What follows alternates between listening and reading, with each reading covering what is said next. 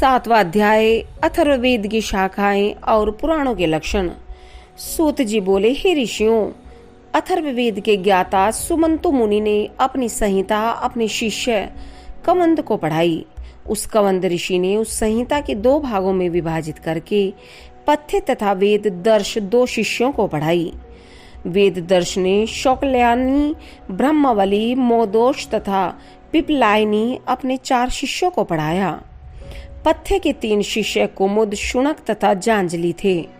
शुनक के 2 शिष्य वभ्रू और सैंदवायन थे। उन दोनों ने 2 संहिताओं का अध्ययन किया। अब मैं तुम्हें पुराणों के लक्षण सुनाता हूँ। हे शौनक जी, पुराणों के प्रसिद्ध आचार्य 6 हुए हैं: त्रयारुणी, कश्यप, सावर्णी, आकृतवर्ण, वैशंपायन तथा हारित। इन लोगों ने मेरे पिता श्री रोमहर्षण जी से एक पुराण संहिता पढ़ी तथा मेरे पिताजी ने भगवान वेद व्यास जी से इन पुराण संहिताओं का अध्ययन किया। मैंने उन 6 संहिताओं का अध्ययन उन 6 आचार्यों से किया। इन 6 संहिताओं के अतिरिक्त 4 संहिताओं का अध्ययन मैंने और किया। हे शौनक जी, इस प्रकार छोटे बड़े 18 पुराण माने जाते हैं। उनके नाम ये हैं: ब्रह्म पुराण, पद्म पुराण, विष्णु पुराण, शिव पुराण, लिंग पुराण, गरुड़ पुराण, नारद पुराण, अग्नि पुराण, स्कंद पुराण, भविष्य पुराण, ब्रह्मवैवर्त पुराण, मार्कंडे पुराण, मत्स्य पुराण, कृम पुराण, वाराह पुराण, नरसिंह पुराण, ब्रह्मांड पुराण तथा श्रीमद्भागवत पुराण। पुराणों के पारदर्शी ऋषियों ने पुराणों के 10 लक्षण बताए हैं, अर्थात प्रत्येक पुराण में इन विषयों का वर्णन होता है और वह 10 भागों में बांटा गया है: 1 सर्ग, 2 विसर्ग, 3 वृत्ति, 4 रक्षा, 5 मनवंतर, 6 वंश, 7 वंशानुचरित, 8 संस्था, 9 हेतु, 10 अप्राशय। 8वां अध्याय मार्कंडी जी की तपस्या और वर प्राप्ति। श्री शौनक जी बोले, हे सूत जी, अब आप कृपा करके हमें मृकंड के पुत्र मार्कंडेय जी के विषय में कुछ सुनाइए। हमने सुना है कि प्रलय काल में भी मार्कंडेय जी बचे रहे थे, किंतु हे सूत जी, श्री मार्कंडेय जी तो हमारे ही भृगुवंश में उत्पन्न इसी कल्प में हुए हैं और इस कल्प में अभी तक कोई प्रलय भी नहीं हुई है। फिर यह अद्भुत कथा कैसे सुनी गई, यह हमारा संशय दूर कीजिए। श्री सूत जी बोले, हे शौनक जी, आपका प्रश्न अति सुंदर है। मैं आपका संदेह अभी दूर के देता हूँ। आप ध्यान पूर्वक सुने।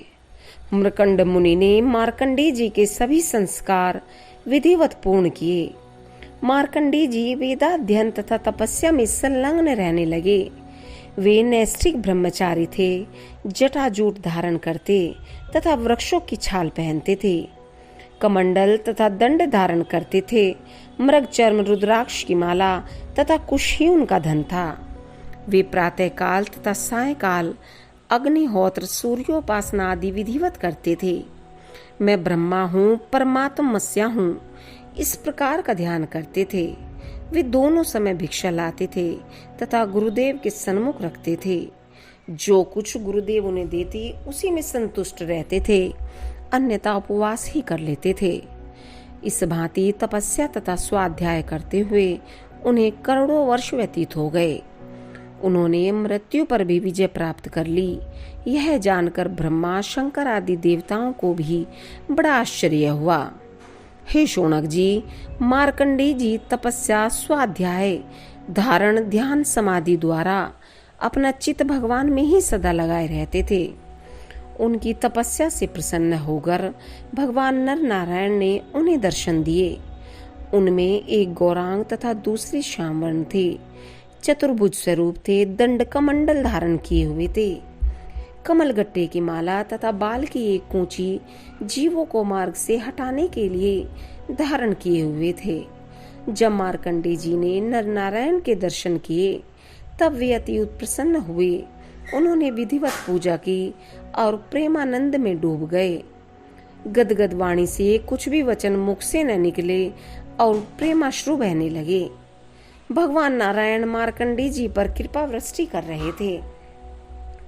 मार्कंडेय जी मुनि बोले, हे परमात्मन, मैं क्षुद्र प्राणी अल्प बुद्धि हूँ, आपके गुण तथा महिमा को कैसे जान सकता हूँ। ब्रह्मा शंकर आदि देवादिदेव भी आप ही की आराधना करते हैं और वे सब आप ही के अधीन हैं। हे भगवान, विश्व रक्षा के लिए ही आप अनेकों अवतार लेते हैं। आप जगत की रक्षा, उसकी उत्पत्ति तथा प्रलय भी स्वयं करते हैं। जो आपकी शरण में आ जाते हैं उन्हें क्लेश छू भी नहीं सकते हैं। हे प्रभु, यह जीव सदा जन्म मरण के चक्कर से भयभीत रहता है। यहाँ तक कि ब्रह्मादि देवता भी इसी कारण भयभीत रहते हैं। फिर हम जैसे प्राणियों का तो कहना ही क्या है।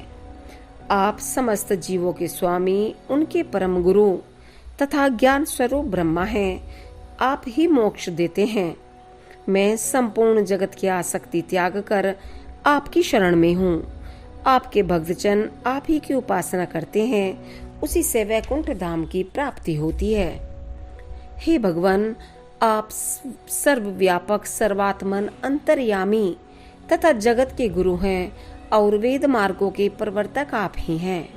मैं आपके नर नारायण युगल स्वरूप को नमस्कार करता हूँ। वेद आप ही से प्रकट हुए हैं। ब्रह्मा आदि भी आपके स्वरूप के रहस्य को नहीं जानते हैं। आप लीला बिहारी हैं। जो जिस भावना से आपकी आराधना करता है, आप उसी रूप से निहाल करते हैं। मैं आपको नमस्कार करता हूँ। 9वां अध्याय, मार्कंडेय जी को वर देना तथा महाप्रलय का दृश्य दिखाना। सूत जी बोले, हे शौनक जी, जब मार्कंडेय जी ने भगवान नर नारायण की इस प्रकार स्तुति की, तब उन्होंने मार्कंडेय जी से इस प्रकार कहा। भगवान नर नारायण बोले, हे ब्रह्म ऋषि, हम तुम्हारी अनन्य भक्ति से अति प्रसन्न हैं। तुम्हारा कल्याण हो, जो तुम्हारी इच्छा हो वह वर मांग लो। मार्कंडेय जी बोले, हे परमात्मन, ब्रह्मा शंकर आदि देवादिदेव आप ही की आराधना करते रहते हैं। आप जगत के स्वामी तथा शरणागत वत्सल हैं। आपने मुझे कृपा करके दर्शन दिए हैं, यही क्या कम वरदान है। जिस भगवान को ब्रह्मा शंकर निरंतर दर्शनों की अभिलाषा से जपते रहते हैं, उन्हीं भगवान के दर्शन आज मुझे प्राप्त हुए हैं। इससे बढ़कर और वरदान मेरे लिए क्या हो सकता है। यदि आपकी इच्छा मुझे वर देने की है, तो मैं आपकी माया का थोड़ा सा कौतुक दिखाना चाहता हूँ। श्री हरि बोले, हे ऋषीश्वर, आज के 7वें दिन हम तुम्हें अपनी माया दिखाएंगे, परंतु तुम चैतन्य बने रहना। उस समय हमें भूल मत जाना। इतना कहकर जब श्री नारायण जी वैकुंठ लोक को चले गए, तब मार्कंडेय जी ऋषि भी वहां से उठकर अपने स्थान को चले आए। अस्तु, जब 7वें दिन मार्कंडेय ऋषि ने नदी के तट पर बैठकर तपस्या करते समय महाप्रलय का दृश्य देखने की इच्छा की, तब उन्हें यह दिखाई दिया कि एक ओर से बड़े जोर की आंधी चली आ रही है। उस आंधी के कारण चारों ओर धूल ही धूल भर गई, जिससे घोर अंधकार छा गया। इस दृश्य को देखकर मार्कंडेय ऋषि अपने मन में सोचने लगे कि ऐसी आंधी तो हमने आज तक कभी नहीं देखी थी। जिस समय ऋषि अपने मन में यह विचार कर रहे थे, उसी समय चारों ओर से पानी उमड़ता हुआ उनके समीप आ पहुंचा तथा जिस स्थान पर वे बैठे थे वहां अथाह जल हो गया। अब तो ऋषि उस पानी में गोते खाने लगे। वे कभी जल में डूब जाते और कभी ऊपर उछल आते थे। कभी घड़ियाल आदि जलजीव उन्हें अपने मुंह में निगल जाते और कभी उगल देते थे। जब मार्कंडेय ऋषि की समझ के अनुसार सहस्त्रों वर्षों तक यह क्रम चलता रहा, उस समय वे अपने मन में अत्यंत लज्जित होकर यह विचार करने लगे कि मुझसे बड़ी भूल हुई, जो मैंने श्री नारायण जी से ऐसा वरदान मांगा और इस दशा को पहुंचा। अब मैं श्री हरि से यही चाहता हूँ कि वे मुझे पानी से बाहर निकाल लें। जिस समय ऋषि ने अपने मन में श्री नारायण जी का ध्यान किया, उसी समय उस माया रूपी जल के भीतर एक टापू तथा उस पर एक बरगद का वृक्ष दिखाई देने लगा। ऋषि उस टापू को देखकर यह सोचने लगे कि यदि श्री नारायण जी कृपा करके मुझे किसी प्रकार इस टापू पर पहुंचा दे, तो मैं बरगद के वृक्ष पर चढ़कर अपने प्राणों की रक्षा कर लूं। अस्तु कुछ ही देर में श्री नारायण जी की दया से मार्कंडेय ऋषि उस टापू तथा वृक्ष के पास जा पहुंचे। वहां जाकर उन्होंने यह देखा कि बरगद का एक पत्ता दोने के समान बना हुआ है। उस दोने में 12-13 दिन की आयु का एक बालक श्याम रंग, चंद्रमा के समान मुख तथा कमल के समान नेत्र वाला अत्यंत सुंदर लेटा हुआ है। वह अपने पांव के अंगूठे को हाथ में पकड़े मुंह में डालकर चूस रहा है। जब मार्कंडेय ऋषि समीप जाकर उस बालक की छवि को देखने लगे, उसी समय उस बालक रूपी भगवान ने अपना श्वास खींचा तो उसके साथ ही मार्कंडेय ऋषि मच्छर की भांति उनकी नाक के छिद्र में घुस गए। ऋषि ने उन बालक रूपी भगवान के शरीर के भीतर पहुंचकर संपूर्ण पृथ्वी, आकाश, सूर्य, चंद्रमा, सातों द्वीप, नवोखंड, 10 दिशाएं, 8 लोकपाल, समुद्र, पर्वत, नगर, ग्राम, वृक्ष, तालाब, चांदी सोने की खाने, ऋषि मुनियों के स्थान, अपने स्थान तथा संपूर्ण संसारी वस्तुओं को देखा। उन सब को देखकर ऋषि को अत्यंत आश्चर्य हुआ। अस्तु जब बाल भगवान ने पुनः श्वास छोड़ी तो ऋषि फिर बाहर निकल आए। बाहर आकर ऋषि ने फिर उन्हीं बालक रूपी भगवान के दर्शन किए। जब ऋषि ने उस बालक को गोद में उठाकर प्यार करना चाहा, तब ऋषि के हाथ बढ़ाने के साथ ही वे बाल भगवान पानी, वृक्ष तथा टापू के सहित अंतर्ध्यान हो गए। मार्कंडेय ऋषि 7 बार उन भगवान के उदर में प्रविष्ट हुए और उतने ही बार बाहर निकले। इस प्रकार 7 बार प्रलय का अनुभव उन्होंने किया। इसलिए यह कहा जाता है कि उनके सामने 7 बार प्रलय हुई, परंतु जैसे ही उनका चित्त चैतन्य हुआ, वैसे ही उन्हें यह अनुभव हुआ कि वे पहले के ही समान नदी के तट पर ज्यों के त्यों बैठे हुए हैं। जब ऋषि ने विचार किया तो यह पता चला कि संपूर्ण घटना में 2 घड़ी से अधिक समय का विलंब नहीं हुआ था। 10वां अध्याय। मार्कंडेय जी को भगवान शिव का वरदान। सूत जी बोले, हे शौनकादि ऋषियों, माया रूपी महाप्रलय का कौतुक देखने के बाद मार्कंडेय ने ध्यान धरकर श्री नारायण जी से यह प्रार्थना की कि हे प्रभु, मुझसे यह बड़ा अपराध हुआ जो मैंने आपकी माया को देखने का वरदान मांगा। हे स्वामी, आपकी माया को ब्रह्मा इत्यादि देवता, बड़े बड़े ऋषि मुनि तथा योगी भी नहीं जान पाते हैं। फिर मेरी क्या सामर्थ्य है जो मैं उसे पहचान सकूं। अब आप मुझे अपनी शरण में आया हुआ जानकर क्षमा प्रदान करें। इस प्रकार प्रार्थना करके मार्कंडेय जी पुनः श्री हरि का ध्यान धरने लगे। इतनी कथा सुनाकर सूत जी ने कहा, हे ऋषियों, एक दिन शिव पार्वती नंदी पर सवार हो गणों को साथ लिए हुए चले जा रहे थे। मार्ग में जब उन्होंने मार्कंडेय ऋषि को श्री नारायण जी के ध्यान में मग्न बैठे हुए देखा, उस समय पार्वती जी ने शिव जी से यह कहा कि हे प्रभु, इन ऋषि को तपस्या का कुछ फल अवश्य दीजिए। शिव जी बोले, हे पार्वती, इनको किसी वस्तु की कामना नहीं है, हम इन्हें क्या दें। यह ऋषि श्री हरि के ध्यान के अतिरिक्त हमें भी कुछ नहीं समझते हैं, परंतु तुम्हारे कहने से हम इनके पास जाकर सत्संग करेंगे। इतना कहकर श्री शिव जी पार्वती सहित मार्कंडेय ऋषि के समीप जा पहुंचे, परंतु श्री नारायण जी के ध्यान में ऐसे मग्न थे कि उन्हें शिव पार्वती के आने का भी कुछ आभास न हुआ। यह देखकर शिव जी ने उनके हृदय में प्रवेश करके श्री हरि की चतुर्भुजी मूर्ति को अंतर ध्यान करके वहां अपना प्रकाश फैला दिया।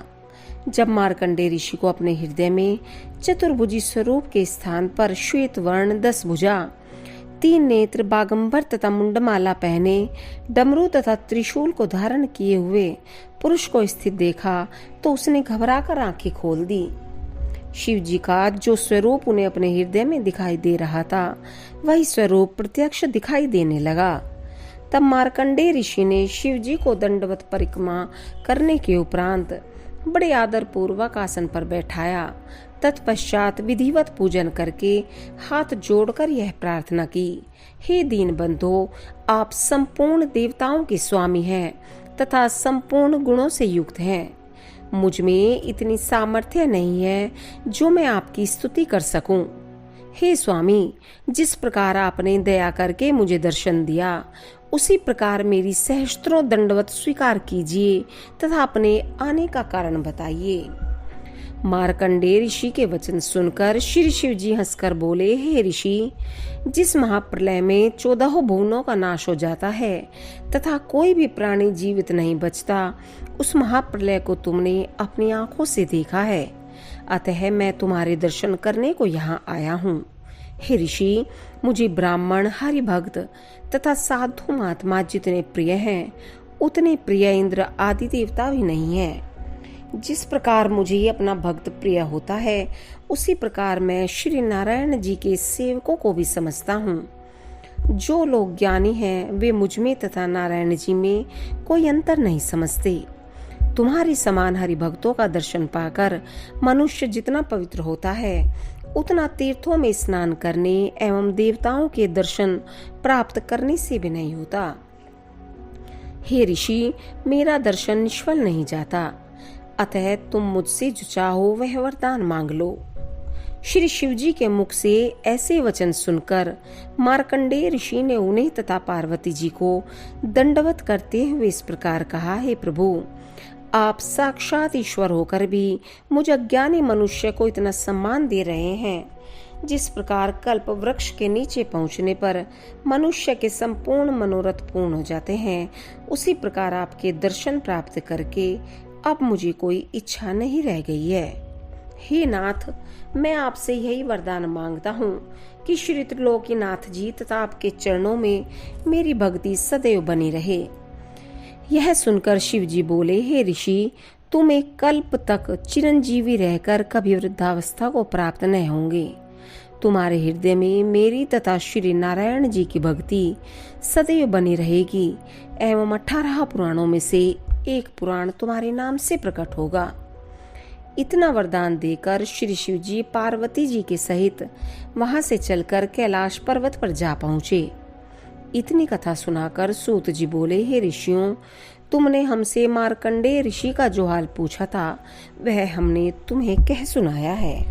11वां अध्याय भगवान के अंगों तथा उनके आयुधों के रहस्य का वर्णन तथा विभिन्न सूर्य गणों का वर्णन।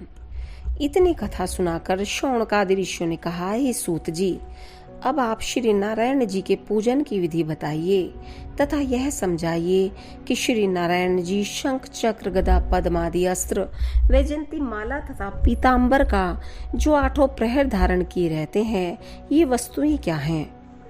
सूत जी बोले, हे ऋषियों, तुमने बड़ी गुप्त बात पूछी है, अतः मैं अपने गुरु वेद व्यास जी को दंडवत करके कहता हूँ, सुनो। यह संपूर्ण ब्रह्मांड श्री नारायण जी का स्वरूप है। पृथ्वी उनके पांव, आकाश मस्तिष्क, सूर्य नेत्र, वायु नाक, 10 दिशाएं कान, लोकपाल भुजा, चंद्रमा मन, यमराज दांत, वृक्ष शरीर की रोए, मेघों की घटा मस्तक के बाल, पर्वत शरीर की हड्डियां, समुद्र पेट तथा नदियां शरीर की नसें हैं। इस संपूर्ण संसारी व्यवहार को श्री हरि का विराट स्वरूप समझना चाहिए।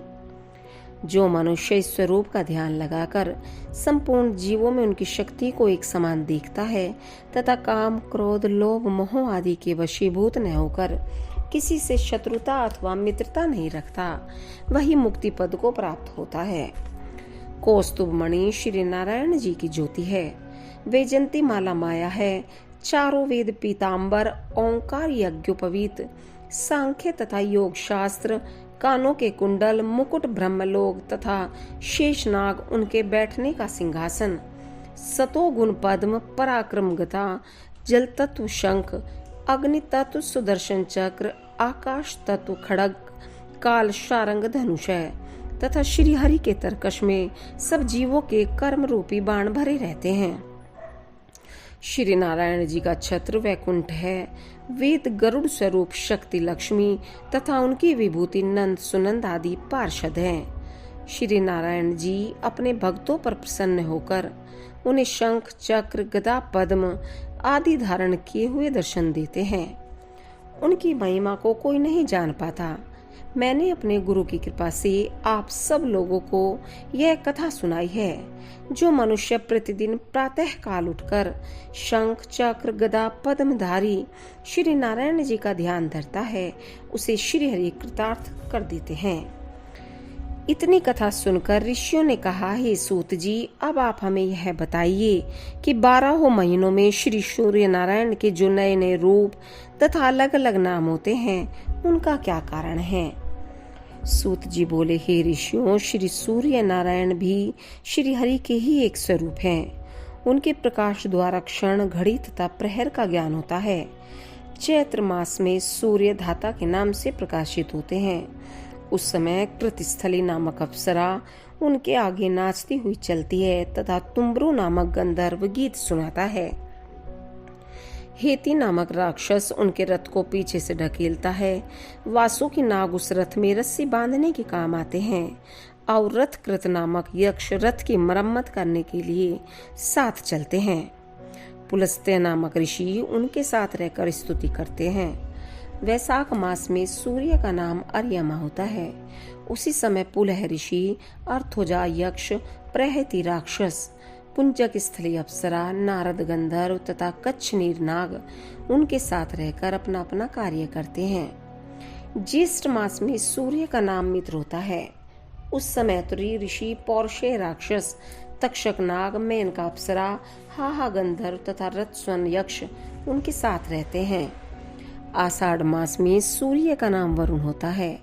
उस समय वशिष्ठ ऋषि, रंभा अप्सरा, हो नामक गंधर्व, सहजन्य यक्ष, शुक्र नाग तथा चित्रसेन राक्षस उनके साथ रहते हैं। श्रावण मास में सूर्य का नाम इंद्र होता है। उस समय विश्ववसु गंधर्व, ब्रह्मलोचा अप्सरा, ऐलापत्र नाग, अंगिरा ऋषि, श्रोता यक्ष तथा वर्य नामक राक्षस उनके साथ रहते हैं। भाद्रपद मास में सूर्य का नाम विवस्वान होता है। उग्रसेन गंधर्व, व्याघ्र राक्षस, आसारन यक्ष, भृगु ऋषि, अनुमलोचा अप्सरा तथा शंखपाल नाग उनके साथ रहते हैं। आश्विन मास में सूर्य का नाम तुष्टा होता है। उस समय जमदग्नि ऋषि, कंबल नाग, तिलोत्तम अप्सरा, धृतराष्ट्र गंधर्व, ब्रह्मपेत राक्षस तथा सतजित यक्ष उनके साथ रहते हैं। कार्तिक मास में सूर्य का नाम विष्णु होता है। उस समय श्वतर नाग, रंभा अप्सरा, सूर्यवर्चा गंधर्व, सत्यजित यक्ष, विश्वामित्र ऋषि तथा मखापेत नामक राक्षस उनके साथ रहते हैं। मार्गशीर्ष मास में सूर्य का नाम अंशु होता है। उस समय कश्यप ऋषि, ताक्षुर्य यक्ष, ऋतुसेन गंधर्व, उर्वशी अप्सरा, विद्युत शत्रु नामक राक्षस तथा महाशंख नामक नाग उनके साथ रहते हैं। पोष मास में सूर्य का नाम भग होता है। उस समय स्फुर्ज राक्षस, अरिष्टनेमी गंधर्व, उर्ण यक्ष, पूर्वचित्ती अप्सरा, आयु ऋषि तथा कारकोटक नामक नाग उनके साथ रहते हैं। माघ मास में सूर्य का नाम पूषा होता है। धनंजय नाग, वात राक्षस, सुषेण गंधर्व, सुरुचि यक्ष, घृताची अप्सरा तथा गौतम नामक ऋषि उनके साथ रहते हैं। फाल्गुन मास में सूर्य का नाम पर्जन्य होता है। क्रतु यक्ष, वर्चा राक्षस, विश्व गंधर्व, ऐरावत सर्प तथा सैनजित नामक अप्सरा सूर्य के साथ रहकर अपना अपना कार्य करते हैं। इतनी कथा सुनाकर सूत जी बोले, हे ऋषियों, जो मनुष्य प्रातः तथा संध्या काल में श्री सूर्य नारायण का ध्यान धरकर इन सब ऋषियों आदि के नाम लेता है, वह अनेक जन्मों के पापों से छूटकर परम गति को प्राप्त होता है। 12वां अध्याय सूत जी द्वारा श्रीमद् भागवत की संक्षिप्त विषय सूची। सूत जी बोले, हे ऋषियों, हमने तुम्हें श्रीमद् भागवत की जो अमृत रूपी कथा सुनाई है, उसमें प्रारंभ से अंत तक श्री नारायण जी के लीला चरित्रों का वर्णन है। सर्वप्रथम श्री वेद व्यास जी तथा नारद जी का संवाद, तत्पश्चात राजा परीक्षित की कथा, जिस प्रकार उन्हें शमिक ऋषि ने शाप दिया था।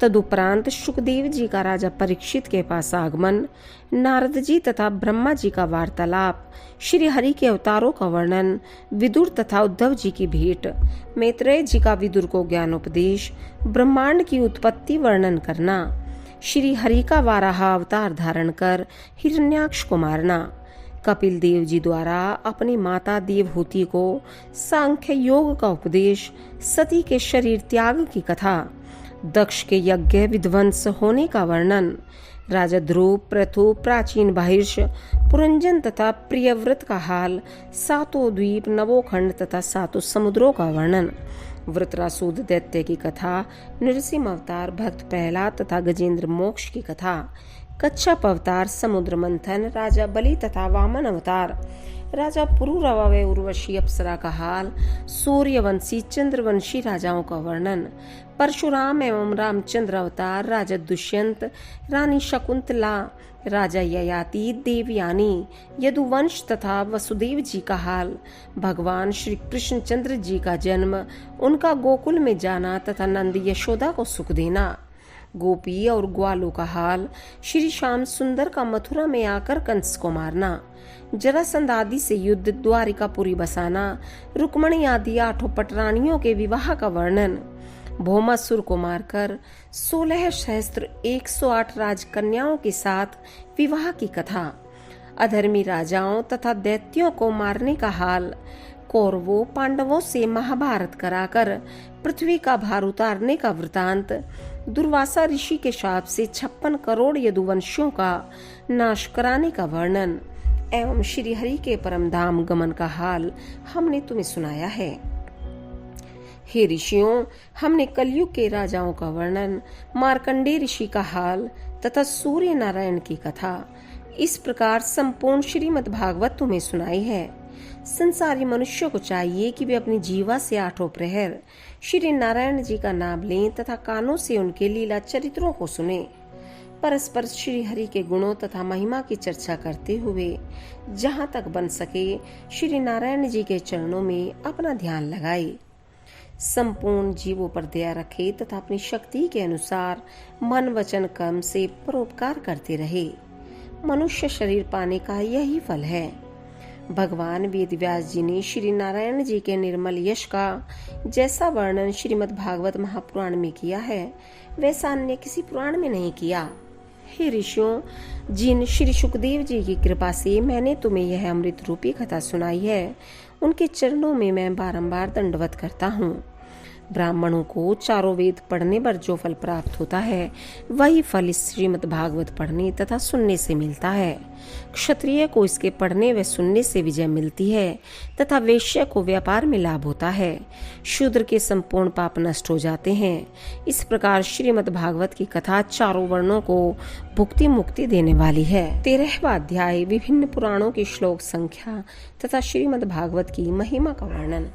सूत जी बोले, हे शौनकादि ऋषियों, ब्रह्मा, शिव, इंद्र, मरुदगण, कुबेर आदि देवता, ऋषि मुनि तथा योगी जन जिन श्री नारायण जी के चरणों का ध्यान अपने हृदय में दिन रात धरते हैं, परंतु फिर भी जिनके आदि अंत को नहीं जान पाते, उन श्री हरि को मैं बारंबार दंडवत करता हूँ। हे ऋषियों, 18 पुराणों में जितने जितने श्लोक हैं, उन सब का हाल सुनो। ब्रह्म पुराण में 10,000, पद्य पुराण में 55,000, विष्णु पुराण में 23,000, शिव पुराण में 24,000 श्लोक, श्रीमद् भागवत पुराण में 18,000, नारद पुराण में 25,000, मार्कंडेय पुराण में 9,000, अग्नि पुराण में 15,400, भविष्य पुराण में 14,500, ब्रह्म वैवर्त पुराण में 18,000, लिंग पुराण में 11,000, वाराह पुराण में 24,000, स्कंद पुराण में 81,100, वामन पुराण में 10,000, कूर्म पुराण में 17,000, मत्स्य पुराण में 14,000, गरुड़ पुराण में 19,000 तथा ब्रह्मांड पुराण में 12,000 श्लोक हैं। श्रीमद् भागवत के सार रूप 4 श्लोक श्री नारायण जी ने ब्रह्मा जी से कहे थे। ब्रह्मा जी ने उनका हाल नारद जी को बताया। नारद जी ने व्यास जी को सुनाया। तब श्री व्यास जी ने उन्हें 18 श्लोकों में विस्तार पूर्वक लिखा और उस ग्रंथ का नाम श्रीमद् भागवत पुराण रखा। इस पुराण के प्रारंभ, मध्य तथा अंत में श्री नारायण जी के संपूर्ण लीला चरित्रों का वर्णन है। जो मनुष्य इस पुराण को भाद्रपद शुक्ल पूर्णिमा के दिन स्वर्ण सिंहासन पर रखकर वेद तथा पुराणों के ज्ञाता ब्राह्मण को दान करते हैं, उन्हें परम पद की प्राप्ति होती है। इसमें चारों वेदों का सार भरा हुआ है। जिस प्रकार संपूर्ण नदियों में गंगा, संपूर्ण देवताओं में श्री नारायण जी तथा संपूर्ण तपस्वियों में श्री शिव जी अधिक श्रेष्ठ हैं, उसी प्रकार संपूर्ण पुराणों में यह श्रीमद् भागवत महापुराण सर्वोत्तम है। इस पुराण को पढ़ने तथा सुनने से हमें तथा तुम्हें दोनों को मुक्ति प्राप्त होगी। जिनका नाम स्मरण करने तथा दंडवत करने से संपूर्ण पाप तथा दुख नष्ट हो जाते हैं, उन श्री नारायण जी, श्री वेद व्यास जी तथा श्री सुखदेव जी को मैं दंडवत करता हूँ। जिस प्रकार अमृत पीने के कारण स्वर्ग के देवता नहीं मरते, उसी तरह संसार में जो लोग अमृत रूपी श्रीमद् भागवत महापुराण को सच्चे मन से सुनेंगे, पढ़ेंगे तथा विश्वास रखेंगे, उन्हें रोग आदि का दुख व्याप्त न होगा, भूत प्रेत आदि का भय नष्ट हो जाएगा तथा अशुभ ग्रहों का फल दूर हो जाएगा। वे लोग संसार में सुख भोग कर अंत समय में मुक्ति पद को प्राप्त होंगे। श्रीमद् भागवत द्वादश स्कंद समाप्त। इति श्रीमद् भागवत महापुराण समाप्त। हरि ओम तत्सत।